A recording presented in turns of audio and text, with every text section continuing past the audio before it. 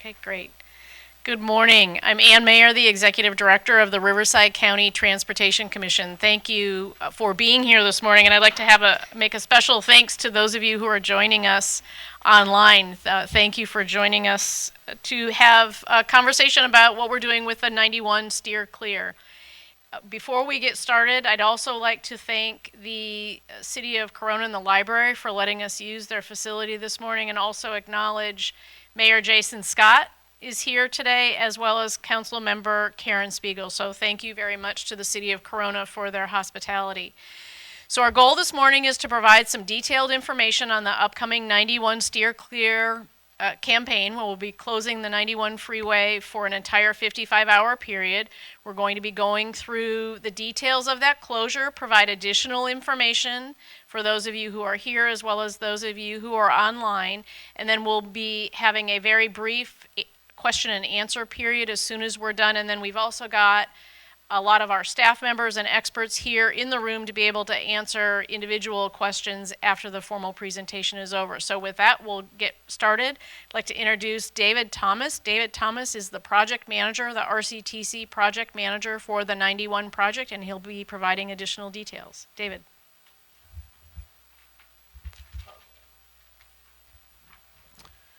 Good morning, Corona, and thank you for being here this morning. Our agenda for today, I'm going to give a brief update of the status of the 91 project, but mainly we want to focus on the 55-hour weekend and details surrounding that, such as local circulation, emergency response. I know those are two particular concerns we want to address today. Talk a little bit about our Steer Clear campaign and the things that we're doing. A lot of the success of this depends on reaching people to stay away from the area. And then finally, at the end, I'll talk a little bit about some of the other local projects that are coming up related to the 91 project. So where are we with the 91 project?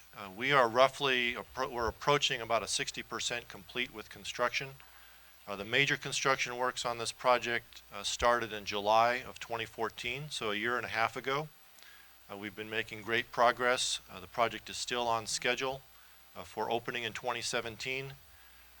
The majority of work to go is going to actually happen this year, 2016. So by the end of 2016, most of the impactful work to the City of Corona will be completed. And I have more information at the end of the presentation on that as well. So these show some of the percentages of the various elements of construction on the project. And again, we're making very good progress on this project. So the 55-hour closure, what is it? So this starts basically closing. It's a full closure of the 91 freeway between State Route 71 and Interstate 15. There will be no access between those 2 points. It'll start on February 19th at 9 p.m. 9 p.m. is when we drop the first cone to start closing the various routes and ramps that access into the construction zone. It will probably take us a couple hours before we get everything completely closed down, but 9 p.m. Friday night is when we will start that. In reverse, we will have everything completely open by 4 a.m. Monday morning before the commute period hits, Monday the 22nd. What we're asking is that people plan ahead, avoid the area, or stay home if you can. And really want to emphasize, if you don't need to be out on the freeway or on the streets, particularly in the City of Corona, stay home, walk to your local park, do something local, go to a local business, support them, but try to stay off the roads and the freeway that weekend. What does this weekend closure allow us to do? There's some major construction work, and I'm going to be touching on more detail on that. So why did we choose to go this direction? Here's some of the benefits of this 55-hour window I wanted to talk about a little bit, but safety is a key factor here. We were comparing this full closure, single full closure, to multiple closures over nights for over a month period of time. By ability to do this in one weekend means we're only shutting down and opening up once. And every time you shut down traffic, open it back up, there's an impact and a potential risk to safety on the traveling public. So by doing this one time, we can really help minimize potential accidents surrounding this event. It also is safer for our crews. A lot of this 55-hour weekend will be during daylight hours, and we'll be able to do a lot of this work daytime versus nighttime, and there's a safety benefit there as well. Delay savings is probably the biggest factor here in this decision. The single weekend closure, when you add up the expected cumulative delay of that closure and compare to doing this over a month period of time, it's actually less than half the delay that we would have expected, cumulative delay, by doing it night after night. And then efficiency. By only doing one setup and takedown at the end, we're able to get a lot more production and do a lot more work in that period than we would with a night after night closure. Weather, actually, there's a benefit to doing the 55-hour closure from a weather perspective, and especially with El Nino and February being one of the heaviest, typically heaviest rainfall months. If we do have bad weather for that weekend, currently it's predicted to be a good weekend from that perspective, but we will move this closure to the following weekend, so we don't lose all the outreach efforts that we've been doing. So it will be moved, but right now we still plan to keep this on schedule for the 19th. With the other approach, weather could have affected us, so it could have taken well over a month to complete this on a daily basis, where we would expect rain to affect our production. So what is the work that we're going to be doing during that weekend? There's really regional elements of work that we're doing, as well as local elements that we're doing. There's three major activities. So the first, this gets into the local benefits. We're reconstructing the Maple Street interchange, and part of that reconstruction is we have to remove and reconstruct the Maple Street overcrossing. We're going to be doing this in two phases. This is the first phase, and we'll be demolishing the western half of the bridge, the southbound direction, and I'll explain more about traffic at the end of this presentation and how that's going to be affected. But that's the first component of work that we need to complete this weekend, is the demolition of the western half of the Maple Street overcrossing. If you were to just turn around at that location and look to the west, what we're constructing here is a new flyover bridge from 6th Street that'll join directly onto westbound 91. This will replace the existing loop ramp that's out there today. So that loop ramp will stay in operation until this is in place. But to build this bridge, this big flyover, we have to hoist 48, we call super beams, over the freeway. These are 3-foot high steel girders, 120-foot span, that we have to put in place. And so there's a lot of effort, and we need to fully close the freeway to do this, to put these up on these towers that we're building on either side of the freeway to span the freeway. And that will allow us then to build the concrete bridge on top of that platform that those beams will create. Going to the regional benefit or the regional work that we're doing this weekend, what you see here, I'm standing on the pavement looking to the east on State Route 91. I'm standing on the new alignment, what will be the new alignment of eastbound 91 right at the I-15 interchange. You can see that we've constructed about as much pavement as we can construct behind the K-rail. We need to make this tie-in back into eastbound 91. So during that 55-hour closure, what that allows us to do is do that work to tie in this new pavement into that existing eastbound 91 pavement as well. So this is the detour route map that has been circulating. I just want to talk a little bit about the colors that are shown on here and what we're recommending. So although the 71 will still remain open at the 91, as well as I-15, we're recommending that people stay away from those routes. So they will be open, but you can expect significant delay approaching either of those routes from the east or from the west. Up to 3 to 4 hours of delay you can expect if you're on the 91 and trying to use the 71 or the 15 to go around. So the detour, you want to basically use the peripheral routes, so the 57 or even points westerly of that to access State Route 60 or Interstate 10 to the north, and just basically bypass the entire area. That would be the recommended route. The same thing if you're coming from the east would be to use State Route 60 downtown Riverside and just bypass the 91 completely, or even if you can, a further point north off the 215 would be Interstate 10. So there's been a lot of preparation. Actually, this concept to go this approach versus the nighttime closures was just recently developed in the last few weeks. So there's been a lot of coordination and preparation working up to this 55-hour closure. We're working with with Caltrans and the other districts to basically make sure there's no construction work going on or maintenance work on the routes that we're designating as the detours. Also working with the city so that there's no local work going on as well. We have a plan that was just implemented yesterday throughout the region to use the permanent changeable message signs, the large electronic signs that you see, to post the message of this closure coming. We're 2 weeks out now, so you're going to start seeing a lot more visibility on signage and in the media as well. In addition to those permanent signs, we've placed 26, and that number is actually growing, portable changeable message signs throughout the region in Southern California. So as far away as Long Beach, Orange County, we have these portable changeable message signs already posted with the message of this closure coming for that weekend. Locally, we're also working with the city. An example up here is no parking signs on local streets to help just with the flow of traffic on local streets during this weekend as well.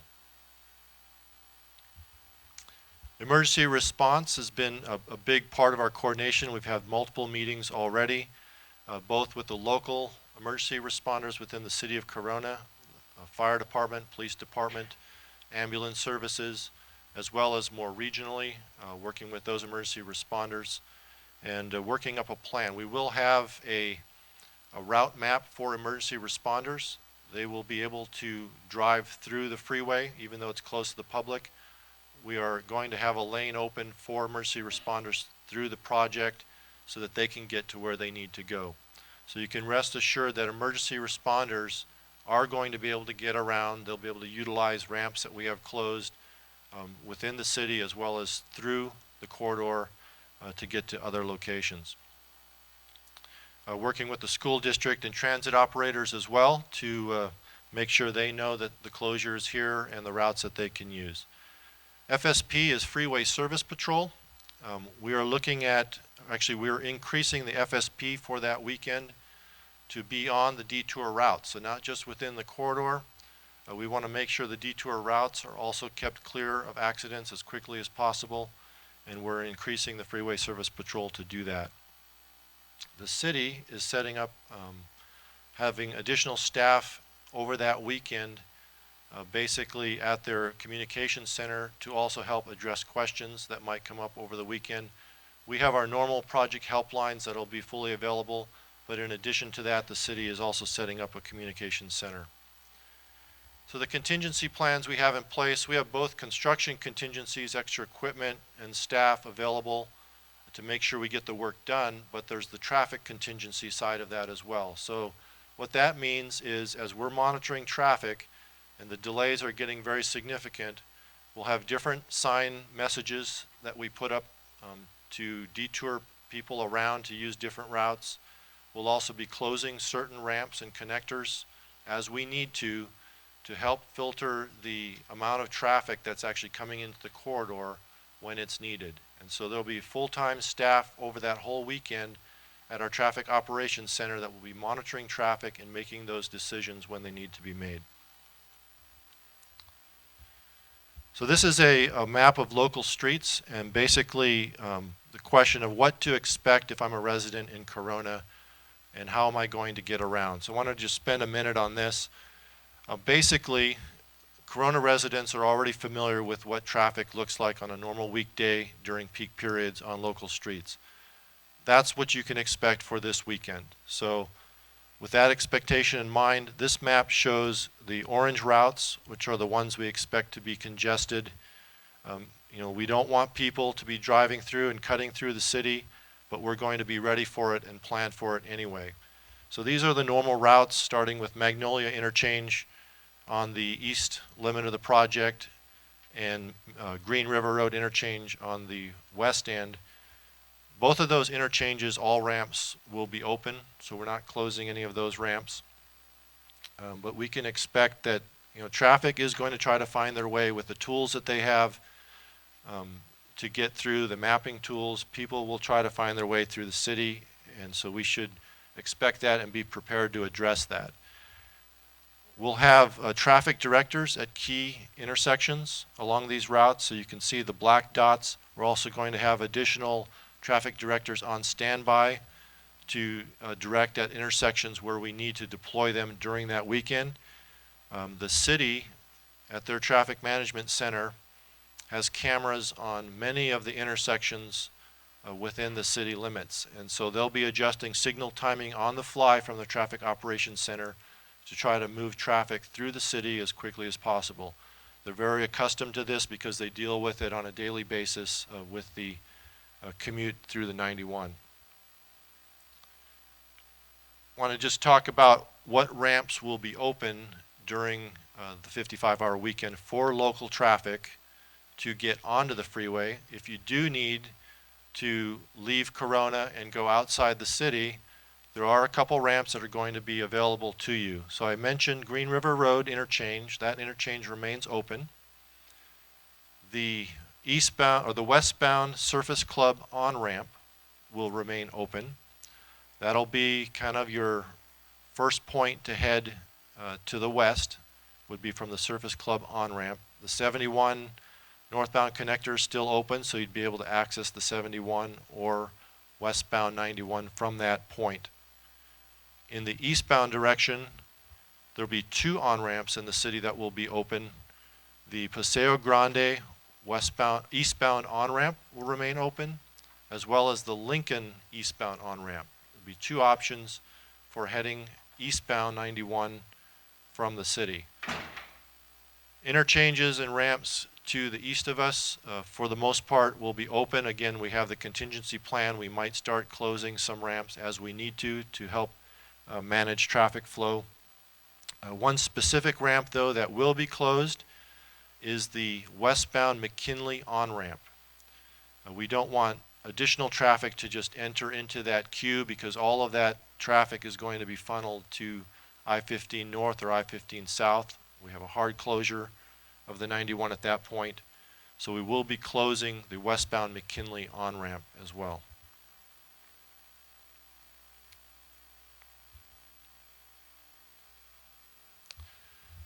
So I mentioned a big part of success of this weekend is going to be keeping people away, and we're doing that through getting the word out and through our outreach methods.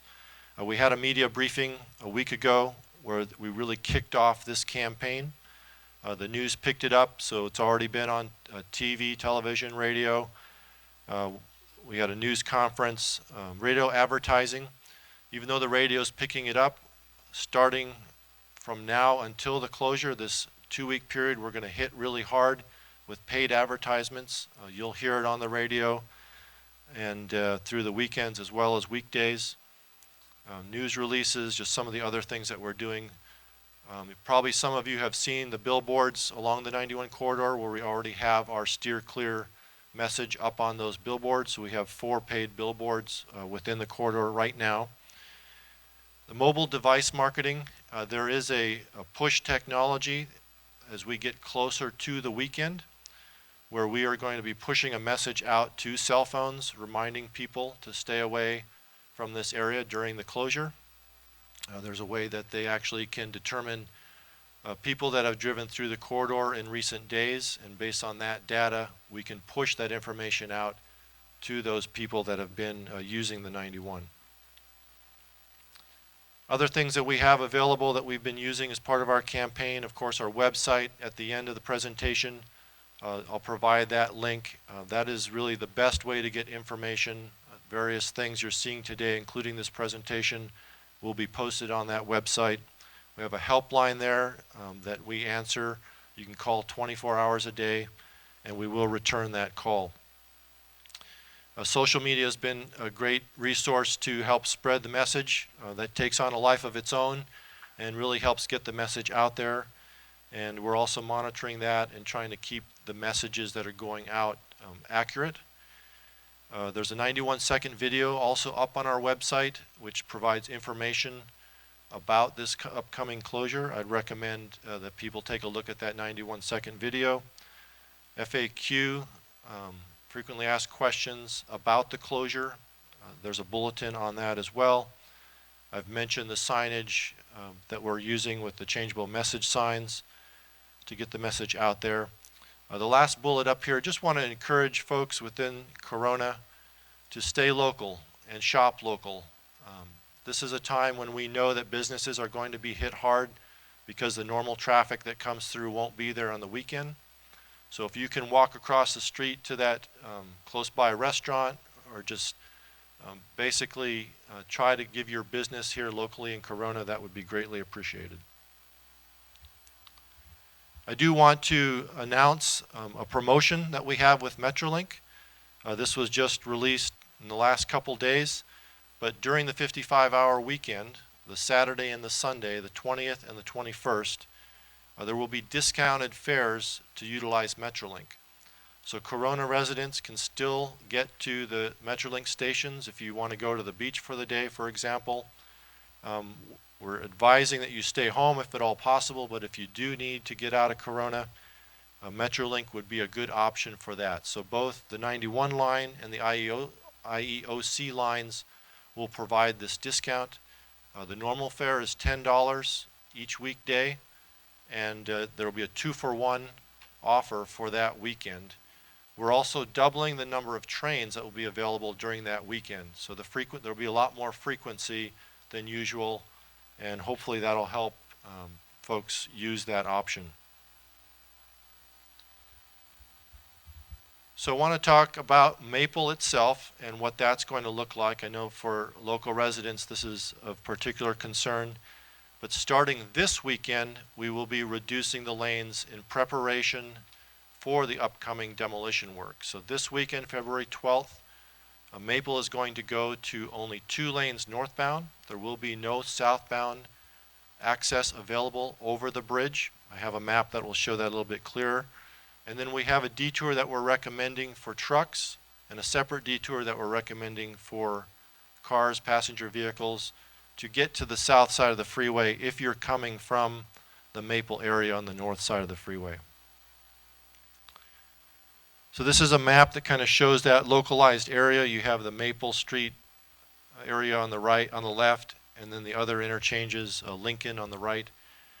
There's a blow up down at the bottom of what the Lincoln or the Maple Street will look like. You can see the red cross hatching is the actual closure of the southbound direction. Northbound, there will be 2 lanes that will remain open, and those 2 northbound lanes would still have access to the loop ramp that's there today. A note about that loop ramp: the loop ramp will still be accessible for southbound Maple traffic. That'll be the point where we close that road, just beyond that intersection. So traffic can still use the westbound on-ramp at Maple during this closure of the Maple Street Bridge. The detours we're recommending for trucks, shown in orange on this slide, would be to utilize Railroad to the north over to Lincoln, and then come down Lincoln across the freeway. Also, if that traffic is headed eastbound on the 91, that would be the location we would recommend trucks to access eastbound 91 from the on-ramp off of Lincoln. For local traffic, for passenger vehicles, the detour would be to use Smith overcrossing. Smith is actually a good detour alternative for local traffic. It's the next overcrossing past Maple. And you can head south to the other side of the freeway using the Smith overcrossing. If you are headed eastbound on the 91, you can either backtrack to the Paseo Grande on-ramp and use that to head eastbound. Would not recommend that during peak morning commute times. or you can head easterly to Lincoln also and then use the eastbound 91 ramp at Lincoln. So I mentioned at the beginning of the presentation that we're basically going to be doing a majority of our construction throughout 2016. This is a resource to you that's available on our website, and we're going to keep this up to date. But basically what it is, it's a schematic map of the entire city of Corona, most of the city of Corona, and the different colors show every route, every segment of a road or a ramp that is currently part of the construction of the 91 Corridor Improvement Project. There are 33 ramp or street segments shown on this slide. The bottom of the slide, you may not be able to make it out here, but you can see this graphic on our website. Basically gives you the status of every one of those segments, the 33 segments, and when it's going to be completed. The good news here, weather permitting, 50% of these roadway segments will be completed by the end of May of this year. So we're just asking that folks be patient to make it to that May period, and we'll have about 50% of these ramps and streets completed by May, again, weather permitting. So take a look at this graphic. It's a very helpful map. Just an example, the Main Street ramps that have been closed for a long period of time, both of those, the westbound off-ramp as well as the eastbound on-ramp, will be completed by May. So they're part of that May picture, which will be a significant improvement once we get those opened back up. This is my final slide, and really this is the way to stay connected. This is a time when I would highly recommend that people stay connected to the project and what's going on. There's a lot of resources at the website link at the top.